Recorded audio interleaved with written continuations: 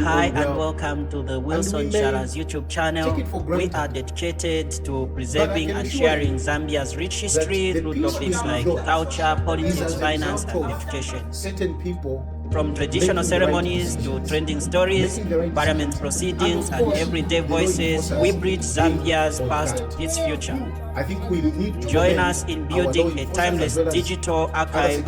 Don't forget to subscribe, like, share, and now let us explore the story you've been waiting for. Leaving a nation since the passing of Michael especially these days, the former president of Here Zambia. is what happened. In honor of this remarkable Hello everyone and welcome back to my YouTube channel. This is your trusted source for balanced commentary, analysis, documentaries and latest development from Zambia and beyond. In today's video, we will carefully examine today's topic by separating the facts from opinions, providing context and helping you understand why this story matters. I encourage you to watch until the end because the last section always contains the most important concept that you need to watch. Now, some of the military personnel are being abused on social media. They are being abused, they are being ridiculed, they are being trolled. But I think we need to appreciate those people. We need to appreciate our military. Believe me, the peace we have enjoyed for a long time, it is as a result of the due diligence of our military, the alertness of our military. Our military have kept this country at peace. Many of you may not realize what our military have been doing to maintain the peace that we have had. You may not realize it because we take things for granted. Above all, the discipline that our military have. Our military is very disciplined. We have one of the most disciplined military in the world. In the world, not just in Africa. We have one of the most disciplined military in the world. And these I'm not just saying to please anyone. No. Facts are there to show.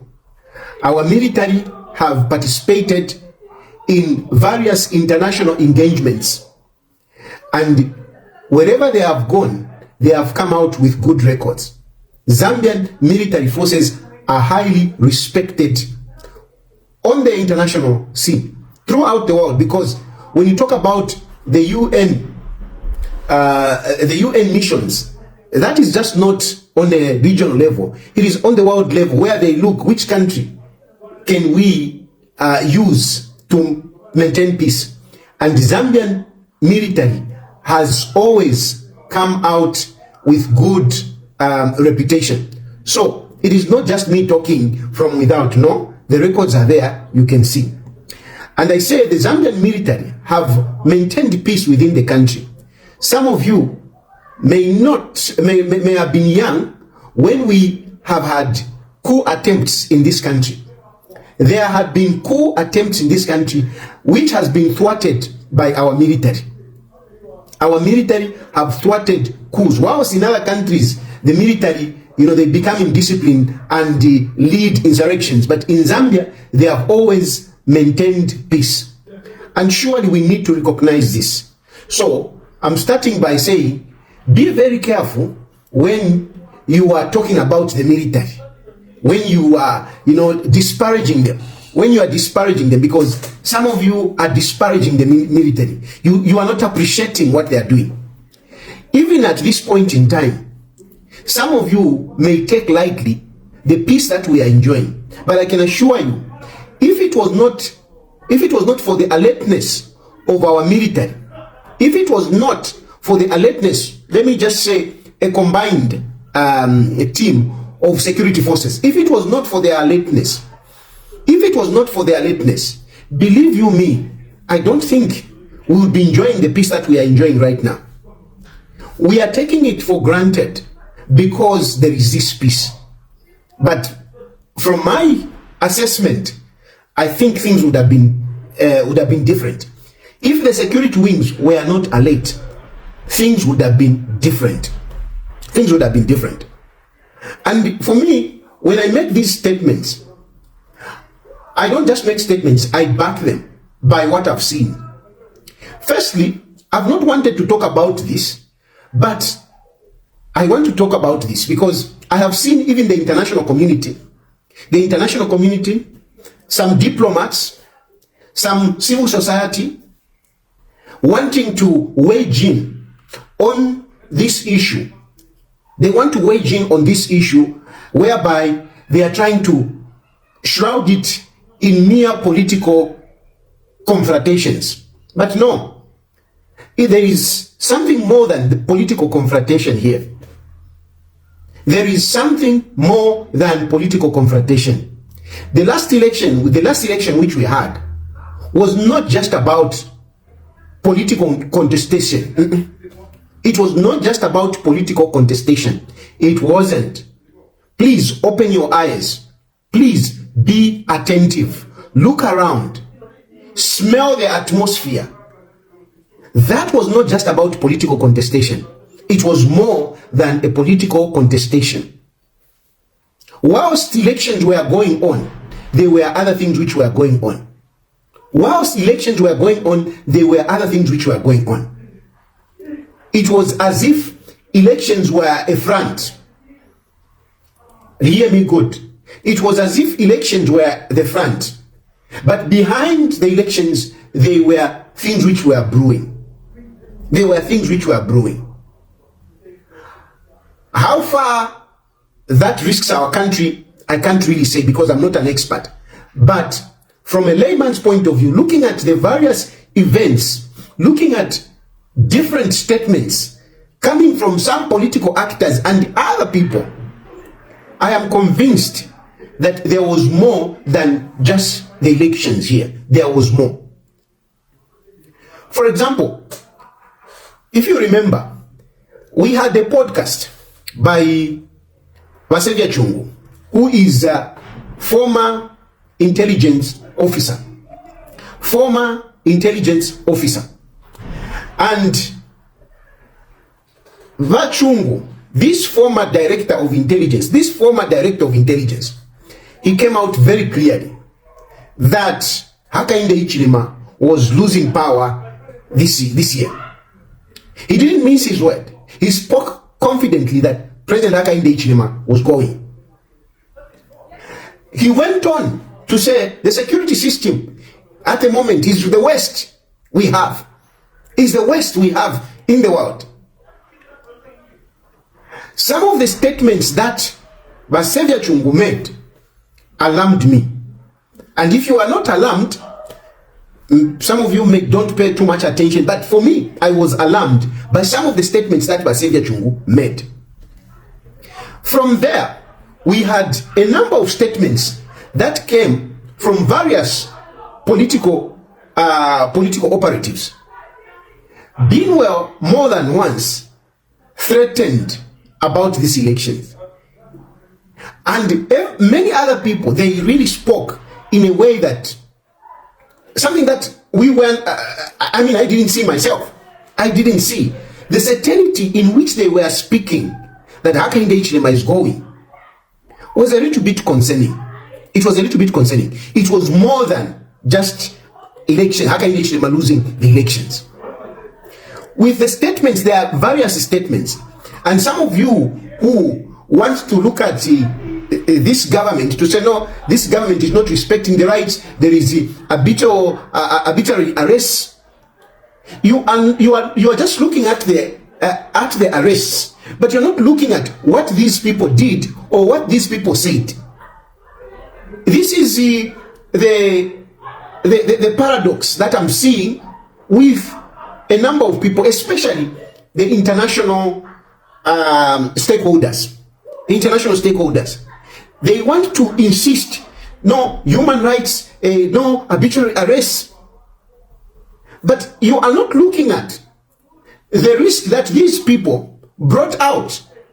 You are not looking at that. Why are you not looking at the risk that these people brought to this country? Why are you not looking at the risk that these people brought to the country? some of the statements that these people were making. Sorry, we just have to pause this video. According to the new YouTube policy, we just have to leave a significant commentary in the video. So if you enjoy this video, please remember to subscribe, like and share with your friends and families. Turn on the notification button so that you are able to see the video always when I post. And don't forget to watch this video up to the end for you to enjoy the full content of our videos. Leave a positive comment in the comment sections. It helps us to improve our channel rather than bad comments. This video will continue very shortly. Stay with me. Continue watching your video. They are concerning anywhere in the world. If it is in America, it would even be worse, because these days America is very sensitive when it comes to security matters. You don't just go about and say, I'm ready to kill. You want. Even social media algorithms are sensitive to this kind of things. And yet we have people that were blatantly threatening violence. And you don't want to pay attention to those statements that they were making. Why are you not paying attention to the statements that these people were making? Why? Going further, we saw guns. It is undisputed that these people were in possession of sophisticated weapons. AK-47s are not guns that you would play with. These guns have been recovered. We have seen them. We saw them before the police even recovered them. We saw them shooting. Why are you ignoring this fact? Which country would allow a political party to own guns? Even as they are going around campaigning, they are in possession of these guns. Which political party? Which country would tolerate that? Which country would tolerate that? Because the Tonse guys, they had weapons. And this is not a fabrication. This is what anyone who wants to see is able to see. The police officers, last time, they rounded up a number of people and they displayed the weapons that they had in the car. One of the vehicles belonged to Sean Tembo. Sean Tembo, who was a part of the Tonse team. They were arrested with weapons and they were shown. Even a vehicle, right now, it is in the police custody. These people, they were going around brandishing weapons. Honestly, how can you say we are at peace? How can we say, no, everything is okay? When these people uttered statements threatening violence to say, we are not taking anything other than winning. We are not taking anything other than winning. Next, they went ahead to acquire weapons. They went ahead to send people to go and train in military activities. How can anyone, even if you are coming from outside, even if you want to side with the opposition, how can you ignore such stubborn facts? How can you ignore such stubborn facts? In my view, our country is threatened. Our peace is threatened. Our peace is threatened. We may be saying, no, where is it? But no, if we look at what has been happening, if we look at what these people are doing, surely you would be naive to take it for granted that no, everything is okay. For that reason, I am saying we quickly need to restore government, the full functionary of government. We need it like yesterday. We need the president to be sworn in. We need the president to be sworn in as soon as possible. It's a pity we have a constitution which states that a president can only be sworn in a Tuesday after the seventh day. Okay? The constitution, our constitution says that the president can only be sworn in 7 days after declaration. The day that is declared, 7 days must pass, and then a Tuesday. So the day that is declared, for example, President Hakainde Hichilema was declared winner on the 18th of August, and 7 days later brings us to 24th. The next Tuesday should be 25th. 25th is Tuesday. No, 18th. So 7 days brings us to 25th. 7 days bring us to 25th. Now 25th is actually Tuesday.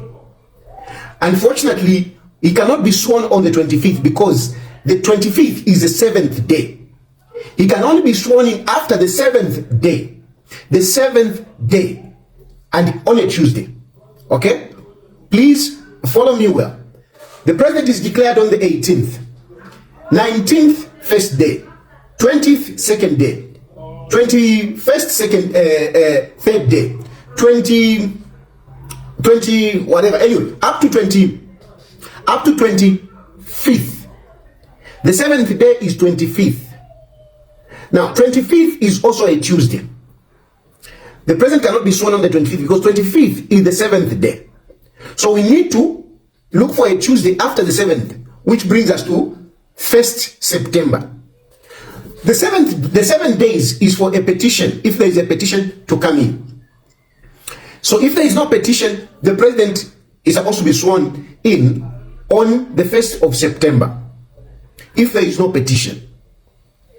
Now, with the current situation, honestly, I feel these days, it's like every day, some of us who are able to see beyond, we are worried.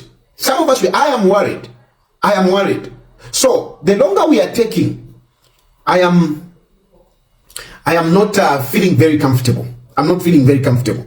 But nonetheless, that is what the law states. So President Hakainde Hichilema can only be sworn in on the 1st of September, which is a Tuesday. This is already a long time. Now, here we are saying this, that there is no petition. And I'm already saying this is looking like a long time. Now, if we bring in the petition, if a petition comes in, it means we will not have the president sworn in until mid-September. So we will have such this long time. I mean, likely it will be almost mid-September, 11, 12, somewhere there. That is when the president, because again, what the constitution says, it says that if there is a petition must be heard and determined within 7 days. And after the judgment, the president again is not sworn in immediately. We have to wait another 7 days after the judgment and find a Tuesday. On a Tuesday, that's when he can be sworn in. So, roughly, we are saying 1st plus 14, 1st will be Tuesday. Another Tuesday, that will be like 8th. So, we are going to mid-September. Now, that is a long time. That is quite a long time. But there is another issue which is very delicate. When a petition comes in, the president, if it is the incumbent, in this instance, if there is a petition and it is the incumbent who was declared winner, the incumbent steps aside. Listen to me very well. Listen to me very well. This is where I have a problem. If there is a petition, it means the president steps aside. He steps aside. Today, as we speak, the president is President Hakainde Hichilema. He's President Hakainde Hichilema. He's president-elect, but he's also the president, because the president, we can never have a vacuum. We can never have a vacuum. So as I am speaking, the commander-in-chief, the president, the Republican president, is the president-elect, President Hakainde Hichilema. And I'm using those terminologies very carefully. Today, as we talk, the president of the Republic of Zambia is President Hakainde Hichilema, president-elect. Two terms there, two terminologies there. The Republican president is President Hakainde Hichilema, who is also the president-elect. Now, in case of a petition, Article 105 and Article 105.2a comes in, where the incumbent steps aside and the speaker comes in. I don't know if you hear me very well there. Let that sink in your heads. In case we have a petition, President Hakainde Hichilema steps aside and the speaker comes in until the time of, until the petition is determined. I'm not very comfortable with that. I am not comfortable with that. Why am I not comfortable? I'm not comfortable because the moment President Hakainde Hichilema stepped foot in those executive powers, there have been fights to remove President Hakainde Hichilema. All this that has been going on, so many things have been happening just to have Hakainde Hichilema out of power. People have gone to great length, great extents to just have Hakainde Hichilema suspended, even for a moment. They have really fought so hard. They have fought so hard to have Hakainde Hichilema at least just for a moment out. It is not about Hakainde Hichilema. It is about the institution of the president. It is about the state that I'm talking like this. Don't get me wrong. I'm not saying this for President Hakainde Hichilema. I'm saying what I'm saying right now for the country. I'm saying what I'm saying for the country. You cannot have a situation where people are so determined to suspend a person who has the executive powers for whatever reasons. You cannot entertain that. We can't entertain this because some of you are trying to say, no, it is a constitution. It is democracy. Yes, it is democracy. Yes, it is a constitution. But there is something that we cannot ignore here. There is something that is so apparent which we cannot ignore here. The strong aversion, the strong hatred against President Hakainde Hichilema. These people, they refuse to bury Edgar Chagwa Lungu. Up to today, the former president has not been buried. Why? Because of one man. Because of one man. They refused. We cannot bury unless this man steps aside. They wanted to suspend, they wanted to hold our country to ransom. If anything, they held our country to ransom. Because they said, unless this guy is not there as president, we will not bury. And when we protested, when some of us protested, when we said, no, President Hakainde Hichilema can never do that. And thank God President Hakainde Hichilema never did that. Until today, we have not buried. Other people come in. We are going to do everything possible to have Hakainde Hichilema out of power. We are going to do everything. We don't even care. We are even ready to die. We are even ready to kill. We want him out. Now we have election. He's declared winner. And people have refused to concede. In spite of the overwhelming results that came in favor of President Hakainde Hichilema. Some of you are insisting to say, no, let them petition. It is their right. The question is, what is the propitious chance that these guys, they would win? What is there? What evidence can you point to say, because of this, I mean, this election stands a chance of being overturned? What? Those of you who are insisting to say, no, let them petition, especially on the presidential level, what evidence do you have? No, the results in this constituency, they were different. Hey, they whatever announced 16,000, but they gave Hakainde Hichilema 23,000. How many of those instances are you talking about that they would amount to 1 million? Because Hakainde Hichilema has over 1 million votes. So, how many are those instances that would amount to 1 million? Even if I were to accept your argument to say, okay, fine, yes, there were these discrepancies, fine, but those discrepancies, if we bring them together, we total them up, how many votes would they be? How many votes would they be to overturn this result?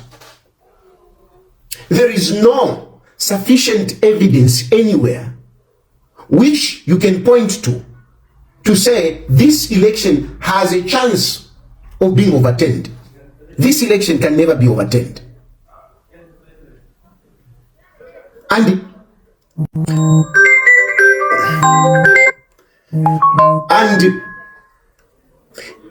even this one also, she just called me at the wrong time, and I don't know why. And if you look around, oh Lord,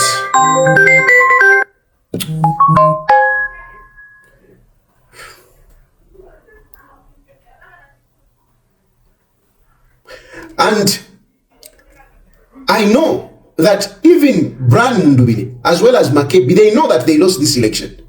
They know that they lost this election. They know that they lost this election. But why the insistence on petitioning? Why are you insisting on petitioning when you know that you have no chance of overturning this election? Why are they insisting on petitioning the election? Why? When they know that they will lose the elections. They will lose the whatever the legal battle. They will lose. You know, all of you here, you know it is not possible to overturn this election. It is not possible. It is not possible to overturn this election because there is no substantive evidence that you can talk about. There is just nothing. So why insist on petitioning? To delay the swearing in of the president and to have that situation where Hakainde Hichilema steps aside. I don't think the insistence to petition is about a legitimate right that there is a substantive evidence where this election can be overturned. No. It is about Hakainde Hichilema. And this is where I have a problem. This is where I have a problem. I have a problem. This election, this petition is not about, no, we have evidence that can overturn this election. No, it is about Hakainde Hichilema. It is about seeing Hakainde Hichilema out, even just for a minute. But I'm uncomfortable with that. I am uncomfortable with that because, I mean, with what has been going on, I'm sorry. It's not personal to anyone. I can't trust anyone. I just can't trust anyone. With what has been going on, I can't trust anyone. And I feel we cannot prolong the swearing in ceremony other than the 1st of September. Going to mid-September. I mean, then what? Then what? with the volatile situation that we have in the country, we wait until mid-September.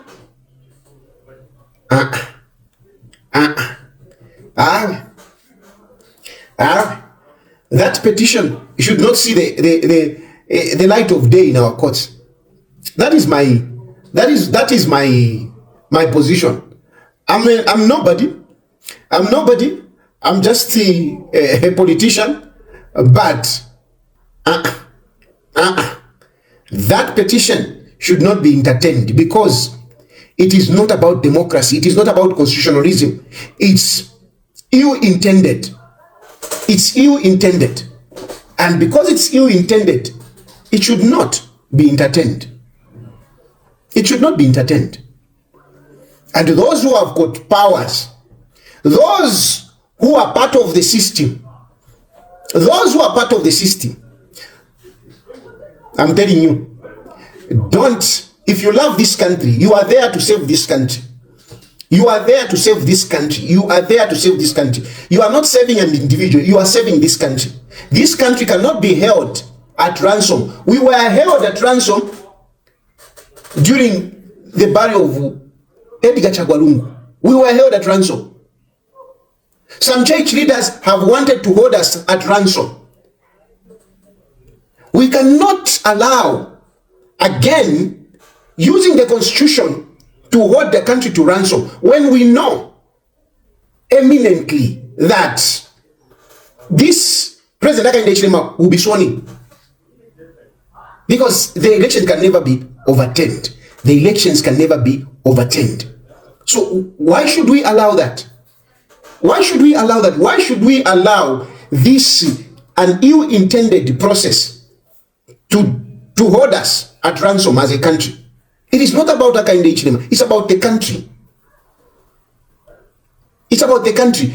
Those who care for this country, they are already feeling the impact of this scale moment that we have. Because the country is on standstill. At the moment. The country is on standstill. And those who care for this country, I don't think they would want a swearing in to be delayed any further, when there is no tangible evidence, when there is no chance that they can overturn this election. Why should we delay? Why? We should not allow it.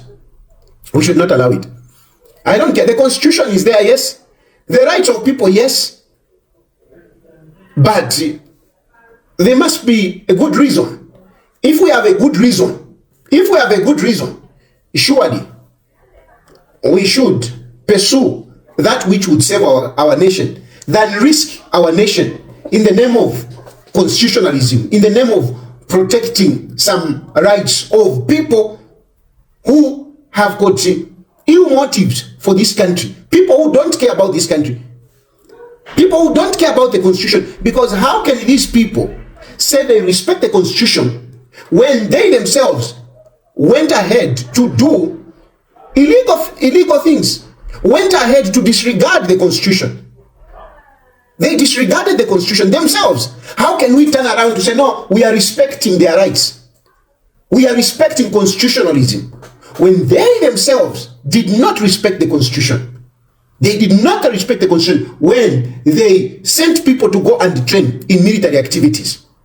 They did not respect the constitution when they acquired guns. They didn't respect the constitution. They didn't respect the rights of others when they acquired guns. They didn't. How can you turn around today and say, no, we need to respect the constitution, for people who deliberately ignored the constitution themselves? There are people that have actually been saying, no, there are too many arrests and whatever. Yes, there are too many arrests. What can a state do when there are so many people that are involved in these clandestine activities? Dangerous clandestine activities. What can the state do? Or any country for that matter. What can any country do when you have, so many people fighting, doing whatever they are doing What can any country do?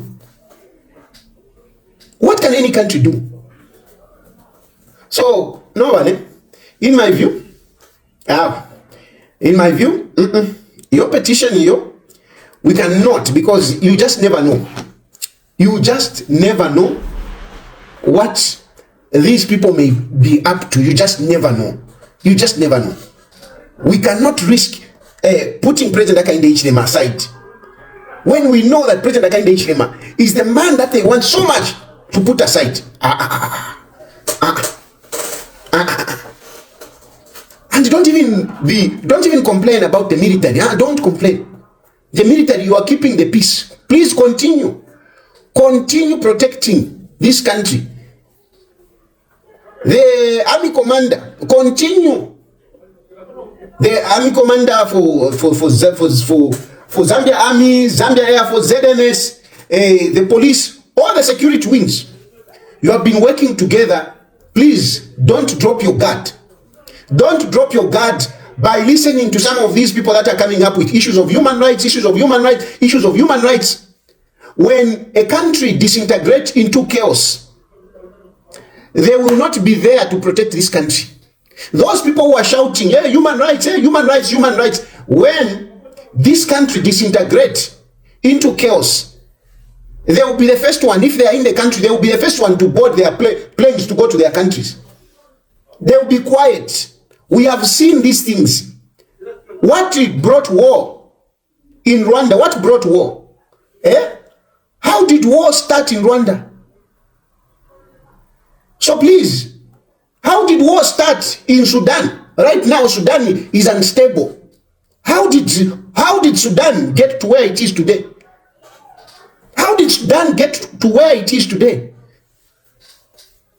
We have seen it that during these transitional period, it's a very delicate time. It's a very delicate time. It's not a time to play around. No, it's not. It's not a time to play around. So I'm saying this, for the love of the country that I have, for the love of the country. So please, your petition, nothing. We cannot prolong the swearing in of the president, and we should not allow a situation where President Hakainde Hichilema steps aside because. But unfortunately, when the petition calls him, that's what the constitution says. So it's not very good. It's not very good. So that petition should not be entertained. And if Brian Mundubile and his friend, they love this country, they should heed to the advice that they should concede defeat. If Brian Mundubile and Makebi Zulu, they love this country, they should concede to save the country from all these anxieties, from all this vulnerability that they are putting us in. They have the key to restore this country. They have the key to put this country at ease. But they don't want. They don't want. They have gone to hide in an embassy. And, especially some of these people who are even outside Zambia, they are busy pushing people, go in the streets, oh, react. They are busy pushing people, react. No, don't react. Young people, please. This woman. Please, don't hear them. Don't listen to them. Don't listen to those people who are saying, hey, do this. Don't listen to them. You are here.